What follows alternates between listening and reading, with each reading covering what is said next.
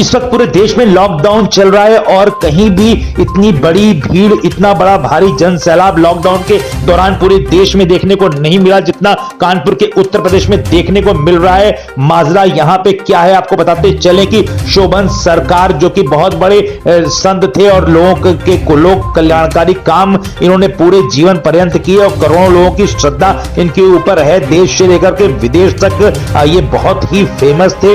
इन्होंने आज अपनी देह त्याग दी और इसकी खबर मिलते साथ ही कानपुर देहात अंतर्गत शिवली थाना आता है। शिवली थाना के बैरी ग्राम में इनका आश्रम है। वहां पे हजारों लोगों की भीड़ पहुंच गई, कई बड़े जनप्रतिनिधि भी वहां पहुंचे और उसके बाद अचानक से ये भीड़ का चौबेपुर पहुंच गई। चौबेपुर आता है कानपुर नगर अंतर्गत आता है और उनकी इतनी भारी भीड़, हजारों की संख्या में भीड़ वहां पे आती जा रही थी जिसको इसको सूचना मिलती जा रही थी। पुलिस प्रशासन बेबस नजर आ रहा था। अगर सूत्रों की माने तो पुलिस ने अज्ञात 2000 लोगों पर लॉकडाउन तोड़ने के नाम पे मुकदमा भी कर लिया। फिलहाल बाबा जी के भक्तों की भीड़ यहाँ पे बहुत विशाल हुजूम देखने को मिला। बाबा जी की इच्छा के अनुसार चौबेपुर गंगा तट से उनके पार्थिव शरीर को जल मार्ग द्वारा, नाव द्वारा बंदी माता घाट की तरफ ले गए। बंदी माता घाट गंगा जी का दूसरा तट है जो कि उन्नाव डिस्ट्रिक्ट में आता है और वहीं पे उनको जल समाधि दी गई। उनके भक्तों का जमावड़ा चौबेपुर थाना क्षेत्र अंतर्गत गंगा के तट पे था।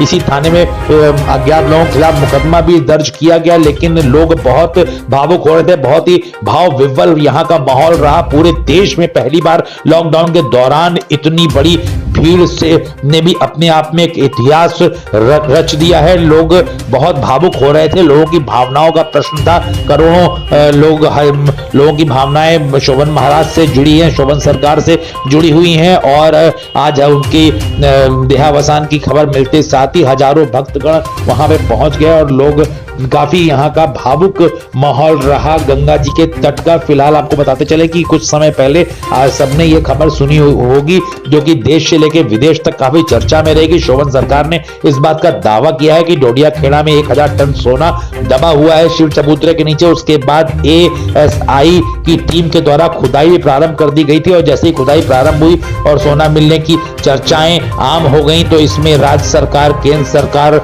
ने अपने अपने दावे पेश करने प्रारंभ कर दिए थे और बाद में कुछ प्राइवेट लोग भी आ गए थे कि ऐसा भी हमारे रियासत का था और इसके लोग दावे पेश करने लगे थे। और उसके बाद अशोक सिंघल जी जो कि विश्व हिंदू परिषद के बड़े नेता हैं, उनके यह कहने पे कि एक किसी साधु के इतना कहने पे खुदाई प्रारंभ कराई जा रही है, ये गलत है और खुदाई रोक दी गई थी। फिलहाल सोना नहीं मिल पाया था और इस पे संत समाज के लोगों ने यह कहा था कि ये सब गुप्त धन होते हैं और इसकी इतनी चर्चा हो गई। इस चर्चा के कारण ही ये धन विलुप्त हो गया, लेकिन उसके बावजूद यहाँ पे शोभन सरकार के साथ करोड़ों लोगों की श्रद्धा, विश्वास और आस्था जुड़ी हुई है और इसका एक परिणाम आज देखने को मिला कि लोग किसी भी बात की परवाह किए बगैर आज शोभन सरकार की अंतिम यात्रा में शामिल हुए। बहुत बड़ी खबर आ रही है। कानपुर डिस्ट्रिक्ट उत्तर प्रदेश के चौबेपुर थाना क्षेत्र में लॉकडाउन में पहली बार हजारों की संख्या में भीड़ यहाँ पे देखने को